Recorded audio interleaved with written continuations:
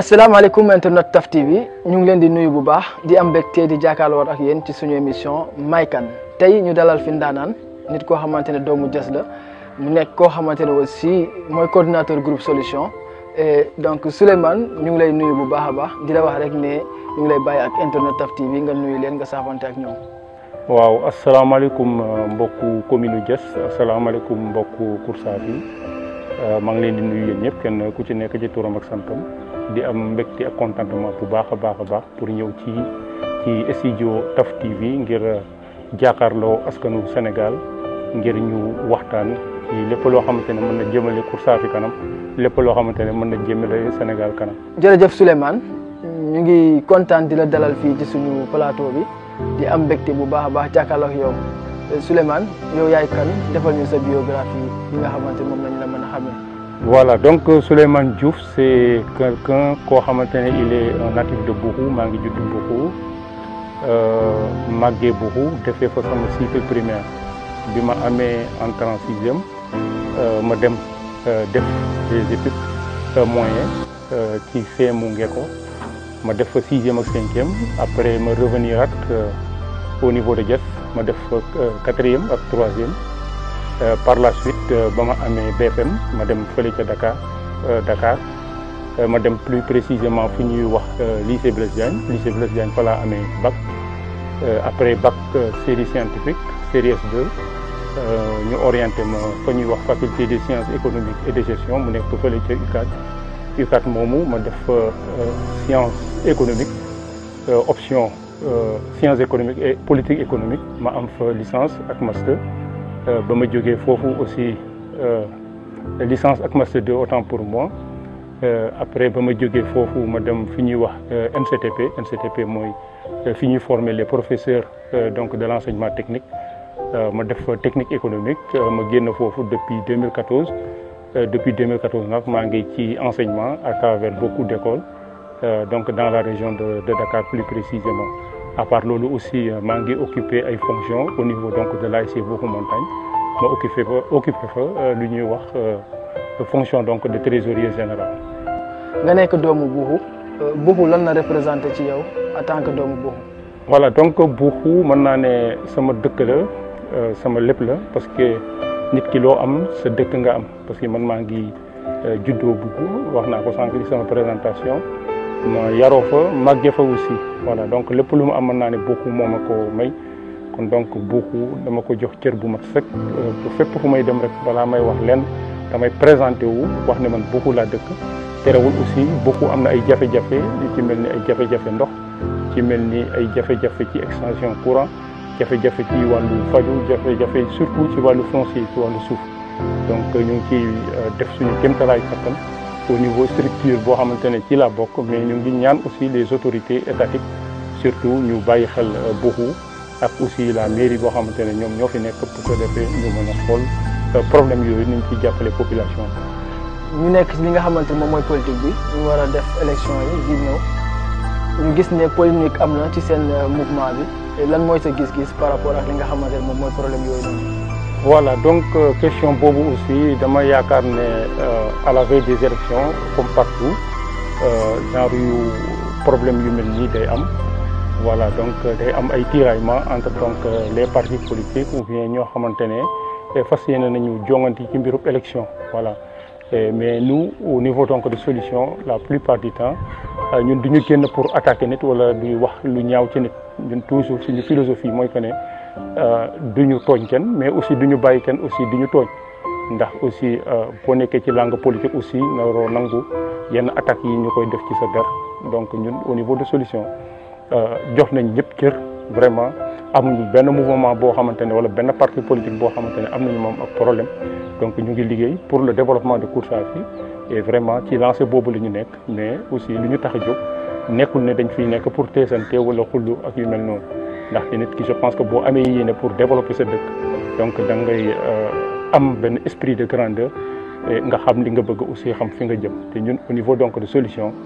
ci tànk yooyu la ñuy wéy ba réussite Koursaafi ñu mën koo atteindre. donc aussi ñu gis ne aussi groupe solution ak seen leader bi dañoo yaakaar ne dafa am problème ak ñi nga xamante ne moom mooy leader politique bi loolu ñu mën a tontu ci li nga xamante ne moom mooy laaj boobu ak problème am na foofu wala problème amul foofu noonu. Voilà, donc mooy question bi ma répondre sànq rek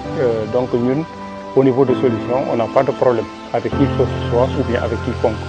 Donc ñun au niveau de solution dañu jàpp ne ñun dañoo am objectif. L'objectif c'est quoi? C'est de développer la commune donc de Diass parce que gis nañ ne y a beaucoup de mots yoo xamante ni ñu ngi fii wax naa ko sànq les problèmes fonciers, le problème de l'eau, le problème de l'assainissement et le problème au niveau de l'éducation, au niveau de la santé. ñu gis ne président de la république am na lu mu def xëy na peut-être doyul mairie am na lu mu def am na yeneen aussi naataango politiciens yi fi nekk di def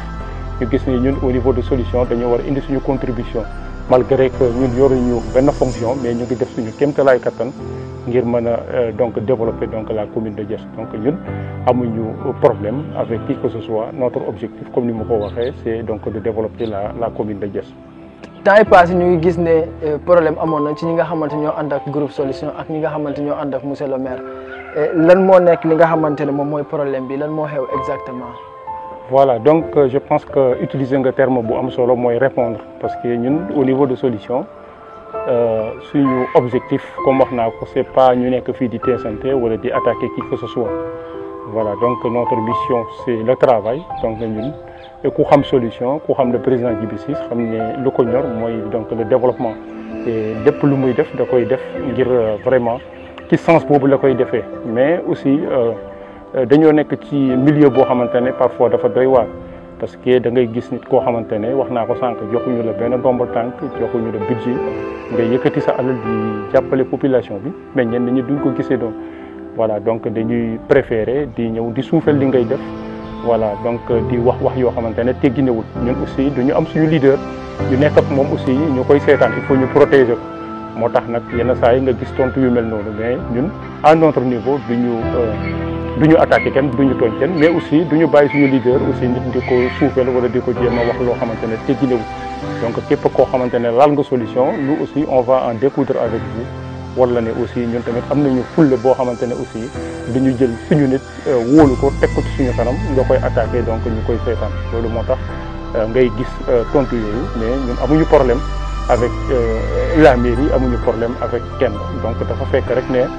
ñun au niveau donc de solution am na ay jéego yoo xamante ne ñun ñu ngi koy def mais dañuy gis parfois ne day am ay récupération politique donc de quelque bord te aussi loolu duñ ko seetaan. donc mën nañoo wax ne problème am na. ci diggante groupe solution ak li nga xamante ne moom monsieur le maire. donc wax naa ko sànq ñun amuñu problème avec le maire voilà donc le maire suñu maire la suñu kilifa la et vraiment je pense que nit koo xamante ne da nga bëgg sa askan bëgg sa dëkk da nga war a respecter institution yi donc maire bu fi nekkee nekkal nañu fi ñun ñëpp voilà donc jox nañ ko cër voilà mais liñ koy ñaan rek mooy que ne surtout. na xoolaat donc la communication surtout au niveau donc des réseaux sociaux parce que dama jàpp ne nit boo bootee sa njaboot am na benn comportement boo xamante ne war nga ko am surtout boo amee ay acteurs de développement yoo xamante ne pare nañu pour liggéey donc da nga def le tout pour nga couvrir leen nga encourager leen ci lu ñuy def mais parfois dañu sentir donc des frustrations au niveau donc des communiqués donc ñun ñëpp benn lañu ay saafi la ñëw mën naa ko wax wala ay nitu Diass lañu li ñu ñor mooy le développement donc de Diass comme moom moo ñu njoboote ñun ñëpp donc nga xoolaat surtout côté boobu bu ko defee je pense que lu ñu bokk ñun ñëpp muy la commune de Diass dinañ ko mën a développer. yaakaaroon ne problème boobu élection yi di ñëw moom moo ko waral. voilà donc loolu aussi mën naa ne bokk na ci parce que boo seetloo dafa am ñoo xamante ne dañ fi nekkoon di def depuis longtemps. yi ci mel ni solution yi ci mel ni yeneen mouvement yi donc ñun dañoo yàgg ci terrain solution créé nañ ko depuis 2016 te boo seetloo bien avant le président Djiby Ciss dafa doon def ay actions sociales yu bëri ba ñu créer le mouvement solution ay ndaw aussi ay jigéen ay mag ñu gis ne kii de nit koo xamante ne jar na jàppale ñu ñëw rangé wu ci ginnaaw donc ñuy liggéey pour le développement donc de Koursaafi mais élection bu ñëwee rek nit ñi dootuñu gis loolu yëpp parce que ku nekk day bëgg a falu te yooyu yëpp dañ koy jéem di jël di effacer ba tey jii nii mën naa ne am na ñeneen ñoo xamante ne sax daanuñ leen def gis sur le terrain mais comme élection yaa ngi ñëw ñu ngi def le tout pour jéem a suul lu ñu def mais man gëm naa ci sama bopp ne li solution def fii amul kenn ku ko fi def lu ñu def ci financement lu ñu def ci yoon li ñu def ci ndox li ñu def ci éducation amul kenn ku ko fiy def kon donc li may ñaan mooy que ne askanu Koursaafi toujours ñuy bàyyi loolu xel ne am na ñoo xamante ne seen liggéey élection ba élection lay feeñ mais le président Djiby Ciss donc yàgg na di liggéey ak askanu Koursaafi te incha allah day wéy ci loolu. voilà jërëjëf Souleymane ci réponse boobu noonu ñun gis nañ ne groupe solution ak yeneen mouvement ak parti politique di waajal lëkkaloo pour élection yi di ñëw est-ce que mën nga ñëw wax yan parti politique la fii ci commune Diass. voilà donc boo seetloo je pense que mooy li ma wax sànq rek solution mu ngi liggéey ci benn coalition de partis et de mouvements donc ay acteurs yoo xamante ni ñu ngi fii nit ñoo xamante ne ràññee nañ leen mais comme dañu nekk ci phase donc de pourparler ñu ngi waxtaan ci seen biir donc dañuy xaar rek bu sottee incha allah yéen presse yi dinañ leen woo yéen ñëpp wax leen ne ñii ak ñii ñooy coaliser ñu àndandoo comme Ousmane nu mu ko waxee keroog rek yóbbante galgal ubul laaw donc li ci kanam raw li bët ñu ngi ci ay waxtaan te yaakaar naa incha allah fekk ay fan yu néew rek dinañu am les conclusions nécessaires et même vous aussi les journalistes par rapport ak événements yoo xamante ne ngeen koy couvrir donc les schémas se dessinent donc dama leen di bàyyi rek xëy na peut-être après ngeen dem def seen investigation di ngeen xam ñan ak ñan la. waaw Souleymane ñu gis ne aussi coalition boobu bu amee dinañ am ay leaders yu mag yu bàyyi ko yeneen parti yi est-ce que loolu noonu boo leen gagné mbaa loolu du indi problème ci seen coalition bi. voilà donc loolu aussi je pense que par rapport ak leaders yi ñu am ak maturité bi ñu am je pense que loolu warul poser problème parce que la question en est que man personnellement su ma leen doon digal mooy que ne ñu bañ cee xool intérêt personnel ñu bañ cee xool aussi ne diw dëkk bii la nekk wala diw dëkk bee la nekk wala dëkk bii moo war a jiite parce que yooyu mooy yàq coalition donc na ñu waxtaan ñu xool donc en fonction des critères yu ñuy teg bu ko defee ñu def le meilleur choix possible parce que coalition dafa nekk lu doy waar bu fekkente ne rek nit ñi amuñu maturité wala ñu ngi déglu trop donc autour de leur entourage wala par rapport ak commentaires yeeg yu mel noonu loolu pour nga taxawal ko day nekk lu xaw a jafe mais war nañu am ay exemple yu bëri yoo xamante ne jot na fee passé mooy que ne ay coalition yi ñu bëggoon taxawal ñu dem ba ci biir explosé le résultat ñun ñëpp xam nañ ko dañoo dem élection ñàkk kon donc ñoom li ma leen di conseiller mooy lépp loo xamante ne daal dinañ ko sumba dañu waxtaan ba am consensus parce que unis on gagne divisé donc on perd donc la force réside sur donc la coalition donc coalition boobu vraiment Koursaafi yëpp am na ci yaakaar ñoom leaders yooyu aussi tàllal nañ leen loxo lépp lu ñuy def daal nañu waxtaan ba trouver consensus mu nekk ndama Koursaafi yëpp ndaxte am na ñoo xamante ne ñu ngi ci ginnaaw ñu ngi xaar rek échec bi pour ñu wax ne ah ñun de xamoon na ne lii doon dem donc loolu vraiment nañu fexe ba loolu ba ñu am ba gàcceel ñoom. donc solution ak population Diass ñu gis ne solution bu wootee rek ñëpp génn du wuyu si leen cofeel boobu noonu ak lan mooy seen secret exactement Souleymane wax ñu lan mooy seen secret ba solution bu wootee rek nga gis waa Diass ñëpp génn daw wuyu si leen lan moo waral loolu noonu lan mooy cofeel bi exactement Souleymane. voilà donc je pense que côté boobu aussi le secret wax naa ko mooy que ne président Djiby Ciss dafa nekk nit koo xamante ne yàgg na di liggéeyal askanu Koursaafi surtout jigéen ñi parce que jigéen ñi dañu sonnoon vraiment ci seen activité parce que boo seetloo jigéen ñi la plupart du temps ay activité commerce lañ doon def donc dañ daan am ay problème yu bëri Djiby donc xar tànk tubéyam def le tout ba jigéen ñi am ay car yoo xamante ne ñoo ko moomal seen bopp tey jii ñu ngi liggéey ci Vanos di leen verser ba tout récemment bi mbënd bi nu mu tuddati bi pandémie bi ñëwee jënd nañu 32 tonnes de riz seen bénéfice voilà yemul ci loolu aussi am na ay financement yu bëri yoo xamante ne mu ngi koy def pour les jigéen pour les femmes et les jeunes donc yooyu yëpp mu nekk ay choses yoo xamante ne tax na ba nit ñi vraiment fu Djiby woote rek ñoo xam ne kii mooy waaja ñu def de telle sorte que mu fees ak nit te loolu moo ko may lu mu am tey jii nii parce que Djiby dafa yàgg di liggéey ak askanu Koursaafi nit ñi jël ko donc dugal ko ci seeni xol loolu moo tax toujours bu ñu wootee day bëri nit donc mu amat aussi entourage boo xamante ne aussi ay nit ñu am valeur la ñu nit ñu am teggin la ñu nit ñoo xamante ne pare nañu pour liggéey donc pour le développement donc de Koursaafi. ba tax na sargal Fassara bi confirmé li nga xamante rek ni moom laa wax léegi par rapport ak cofeelu waa Diass ci waa groupe solution lan ngeen mën a tirer ci li nga xamante ni moom mooy sargal Fassara boobu noonu. waaw effectivement sargal bi rek par rapport ak question bi nga posé mooy que ne woote bu solution wootee du nekk lu ndaw voilà donc bu ñu wootee benn programme de même à 5 minutes avant programme bi da ngay gis mu fees dal ak nit donc loolu mooy li ma wax sànq rek day wane amour boo xamante ne nit ñi am nañ ko envers le président donc Djibi Ciss ñu defal ko seen nitu bopp donc sargalu Fass Ferang def nañ ko parce que Fass Ferang dañoo gis ne benn figure emblématique boo xamante ne def na lu am solo ci culture Safi ñu yëkkati ñu jóg aussi pour nu mu tudd pour sargal ko par rapport ak acte yoo xamante ne posé na ko ci cour Safi yemoo ñëwoon sax ci moom parce que amoon na Mbaye Diouf ak aussi Lamine Mani nga xamante ne